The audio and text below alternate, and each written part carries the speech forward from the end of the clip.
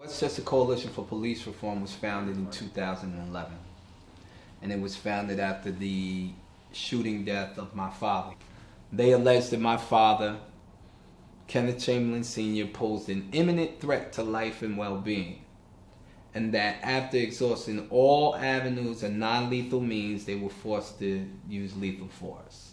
In the beginning, when my father was killed, I said, I'm not going to blame the police officers.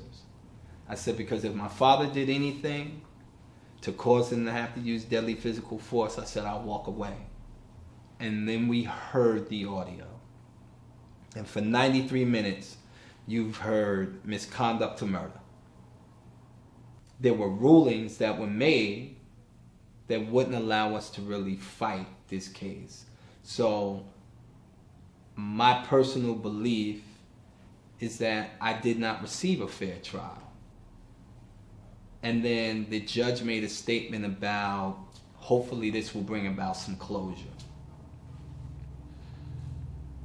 Here we are 5 years later now. We're going on 6 years now. And I have not mourned my father's death yet. You know, why? Because I have been out there on that front line, fighting, pushing to effect change, speaking to people, trying to get them to come on board and say, hey, one person can make a difference. With a group of people, we can really do what we need to do. And it doesn't take much to force change. You know, we can do it, just us, if we're consistent.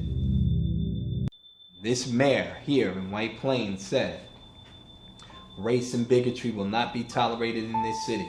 Where were you 5 years ago? When a black man was mocked, taunted, cursed at, called a nigger, and then shot and killed in his home. One thing, if you can't get out, if you can't do boots to the ground for health reasons, whatever the case may be, look, I get that. But if you really are trying to force change, then you have to get out there to do it. You have to be out there. You have to be in their face. Okay? A lot of things, and unfortunately, like cities like this, like White Plains, they only understand one thing: being shut down economically. If you shut down the money out here, you'll get their ear.